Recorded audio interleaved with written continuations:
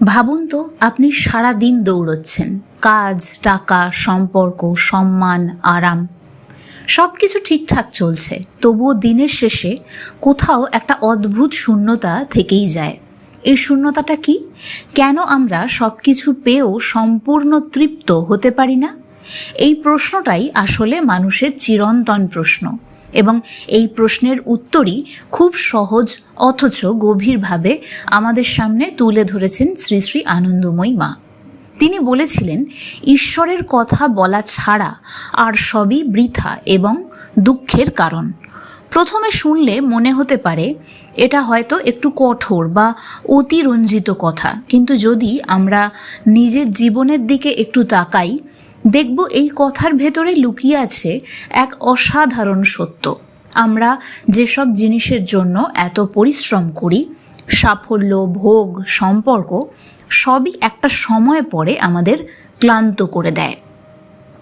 ঠিক যেমন তিনি উদাহরণ দিয়েছিলেন, আমরা যখন বাইরে যাই, সুন্দর জামাকাপড় পরে সাজগোজ করি, কিন্তু ঘরে ফিরে আসার পর প্রথমেই কি করি? সব খুলে ফেলতে চাই, আরাম পেতে চাই। এই যে মুক্তির আকাঙ্ক্ষা, এটাই আমাদের প্রকৃত স্বরূপের ইঙ্গিত।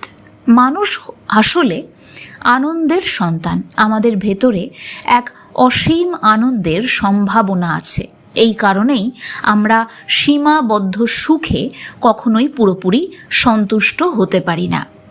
আমাদের জীবন প্রারব্ধ দ্বারা পরিপূর্ণ। প্রারব্ধ কি না, এর আগেও যতবার আমরা পৃথিবীতে এসেছি, আমাদের কৃতকর্মের ফলে যে ফলাফল জমে রয়েছে, যে কাজগুলি ফল দিতে শুরু করে দিয়েছে এবং যার মধ্যে দিয়ে আমরা এই মুহূর্তে যাচ্ছি প্রত্যেকটি মানুষ, সেইটাই হচ্ছে প্রারব্ধ। কিন্তু এই প্রারব্ধকে দেখার দৃষ্টিভঙ্গি তফাৎ করা যেতে পারে। কেউ একই ঘটনার মধ্যে দিয়ে অত্যন্ত কাতরভাবে যেতে পারে, আবার কেউ সেই ঘটনাটাকে একটা সাক্ষী হিসেবে দেখতে পারে। এই প্রসঙ্গে একটা কথা গভীরভাবে প্রতিধ্বনিত হয়েছে ভগবদ গীতার মাধ্যমে। গীতায় বলা হয়েছে, যে আনন্দ ইন্দ্রিয়ের মাধ্যমে আসে সেটা ক্ষণস্থায়ী এবং দুঃখের কারণ।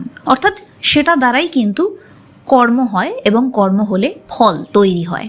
কিন্তু যে আনন্দ আত্মার থেকে আসে তা কিন্তু অনন্ত এবং অবিনশ্বর। একটা কথা আমরা বারংবার শুনেছি, সচ্চিদানন্দ, সৎ, চিৎ আর আনন্দ, যা কিনা আসল যে ব্রহ্ম, সেই ব্রহ্ম বা ঈশ্বরের স্বরূপ।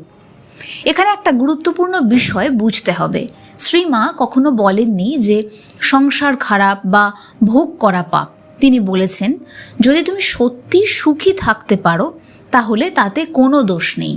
কিন্তু সমস্যাটা এখানেই, আমরা আসলে সেইভাবে সুখী থাকতে পারি না, কারণ আমাদের ভেতরের প্রকৃতি সীমাবদ্ধতায় আটকে থাকতে চায় না। এই কথাটাই উপনিষদের মূল শিক্ষা। উপনিষদ বলে, যে ব্রহ্মকে জানে সে সব সীমা অতিক্রম করে। অর্থাৎ আমাদের আসল সত্তা সীমাহীন, তাই সীমাবদ্ধ জিনিস আমাদের কখনো সম্পূর্ণ তৃপ্ত করতে পারে না।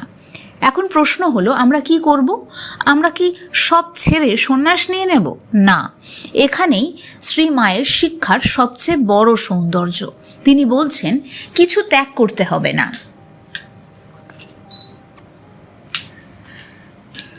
কিছু ছাড়তে হবে না, শুধু অন্য এক মাত্রার সঙ্গে সংযোগ স্থাপন করতে হবে। এই কথাটা খুব গভীর। এর মানে হলো, তুমি সংসারে থেকো, কাজ করো, পরিবার সামলাও, কিন্তু একই সাথে তোমার চেতনা যেন ঈশ্বরমুখী থাকে। এই ধারণাটা খুব সুন্দরভাবে ব্যাখ্যা করেছেন স্বামী বিবেকানন্দ। তিনি বলেছিলেন, be in the world but not of the world. অর্থাৎ তুমি জগতে থাকবে, কিন্তু জগৎ যেন তোমাকে গ্রাস না করে। তোমার ভেতরের স্বাধীনতা যেন অটুট থাকে। এখন একটু বাস্তব জীবনে আসি। ধরুন আপনি একজন কর্মজীবী মানুষ, সারাদিন অফিস, চাপ, টার্গেট সব কিছু সামলাতে হয়। এর মধ্যে কিভাবে এই আধ্যাত্মিক সংযোগ বজায় রাখা সম্ভব? প্রথমত, দিনের শুরুটা খুব গুরুত্বপূর্ণ। সকালে উঠে 5-10 মিনিট হলেও নীরবে বসুন, কোনো মন্ত্র জপ করুন বা শুধু নিজের শ্বাসের দিকে মন দিন। এই ছোট্ট অভ্যাসটাই ধীরে ধীরে আপনার মনকে অন্য এক স্তরে নিয়ে যাবে। দ্বিতীয়ত, দিনের মধ্যে কয়েকবার সচেতন বিরতি নিন। কাজের মাঝখানে 1 মিনিট চোখ বন্ধ করে নিজেকে জিজ্ঞাসা করুন, আমি কে, আমি কি খুঁজছি? এই প্রশ্নগুলো আপনাকে ভেতরের দিকে টানবে। এটা কোনো দার্শনিক খেলা নয়, বরং আত্মস্মরণ। তৃতীয়ত, সৎসঙ্গ অত্যন্ত গুরুত্বপূর্ণ।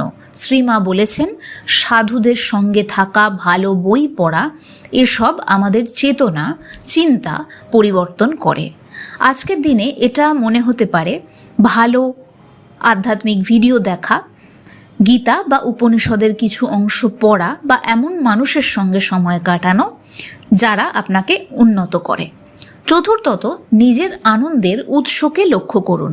আপনি কি বাইরের জিনিসের উপর নির্ভর করছেন নাকি ভেতরের শান্তির উপর?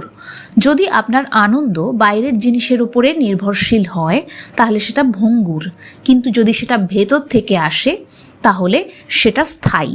এখানে একটা সূক্ষ্ম বিষয় আছে। যখন আপনি এই অন্য মাত্রার সঙ্গে সংযোগ স্থাপন করবেন তখন স্বাভাবিকভাবেই কিছু জিনিস আপনার জীবন থেকে ঝরে পড়বে। শ্রীমা বলেছেন, যা অপ্রয়োজনীয় তা নিজে থেকেই ঝরে যাবে, আপনাকে জোর করে কিচ্ছু ছাড়াতে হবে না। এই প্রক্রিয়াটা খুব স্বাভাবিক এবং কোমল। গীতাতেও এই একই কথা বলা হয়েছে। যে ব্যক্তি পরম আনন্দ লাভ করে সে নিজে থেকেই নিম্নতর আনন্দ থেকে বিমুখ হয়ে যায়। এটা কোনো জোড়াজুড়ি নয়, বরং স্বাভাবিক বিবর্তন। এখন একটু গভীরে যাই। কেন আমরা আসলে শান্তি খুঁজি? কারণ আমাদের প্রকৃত স্বরূপই শান্তি। আমরা বাইরে যা খুঁজছি সেটা আসলে ভেতরেই আছে। এই ধারণাটা উপনিষদের অন্যতম মূল শিক্ষা, তত্ত্বমসি, তুমিই সেই। অর্থাৎ তুমি যে আনন্দ খুঁজছো তুমি নিজেই সেই আনন্দ। কিন্তু সমস্যা হলো আমরা নিজেদের ভুলভাবে চিনি। আমরা নিজেদের শরীর, মন, পরিচয় এসবের মধ্যে সীমাবদ্ধ করে ফেলি। ফলে আমরা সীমাবদ্ধ সুখেই আটকে যাই। কিন্তু যখন আমরা ধীরে ধীরে নিজের আসল স্বরূপকে চিনতে শুরু করি তখন আমাদের দৃষ্টিভঙ্গি বদলে যায়। এই পরিবর্তনটা হঠাৎ করে হয় না, এটা একটা ধীরে ধীরে চলা যাত্রা। এই যাত্রায় ধৈর্য খুব গুরুত্বপূর্ণ। আপনি যদি আজ থেকেই সব কিছু বদলে ফেলতে চান তাহলে হতাশ হতে হবে, কিন্তু যদি একটু একটু করে প্রতিদিন এগোন তাহলে এক সময় আপনি নিজেই পরিবর্তনটা অনুভব করবেন। একটা খুব বাস্তব উদাহরণ দিই। ধরুন, আগে আপনি ছোট ছোট ব্যাপারে খুব রাগ করতেন, কিন্তু এখন আপনি লক্ষ্য করছেন আপনি আগের মতো প্রতিক্রিয়া দিচ্ছেন না, আপনি একটু দূর থেকে দেখছেন। এই ছোট পরিবর্তনগুলোই আসলে বড় রূপান্তরের সূচনা। এই পুরো প্রক্রিয়াটার মধ্যে সবচেয়ে গুরুত্বপূর্ণ হলো সচেতনতা। আপনি যত বেশি সচেতন হবেন তত বেশি আপনি নিজের ভেতরের সত্যকে অনুভব করতে পারবেন। আর এই সচেতনতার মাধ্যমেই আপনি ধীরে ধীরে মুক্তির দিকে এগোবেন। শেষে একটা কথা, এই পথ কোনো একদিনের নয়, কোনো এক জীবনেরও নয়। এটা এক অন্তহীন যাত্রা, কিন্তু এই যাত্রার প্রতিটি পদক্ষেপই আনন্দময় যদি আপনি সঠিক দৃষ্টিভঙ্গি নিয়ে এগোন। আজকের এই আলোচনাটা যদি আপনার মনে সামান্য হলেও কোনো প্রশ্ন জাগিয়ে তোলে, কোনো চিন্তার সূচনা করে, তাহলে সেটাই সবচেয়ে বড় প্রাপ্তি। কারণ প্রশ্ন থেকেই শুরু হয় অনুসন্ধান, আর অনুসন্ধান থেকেই আসে সত্যের উপলব্ধি। আপনি যদি সত্যিই জীবনে গভীর শান্তি, স্থায়ী আনন্দ এবং মুক্তি খুঁজে পেতে চান তাহলে আজ থেকেই ছোট ছোট পদক্ষেপ নিতে শুরু করুন। প্রতিদিন কিছু সময় নিজের জন্য রাখুন, ঈশ্বরের কথা ভাবুন, নিজের ভেতরের সঙ্গে সংযোগ স্থাপন করুন।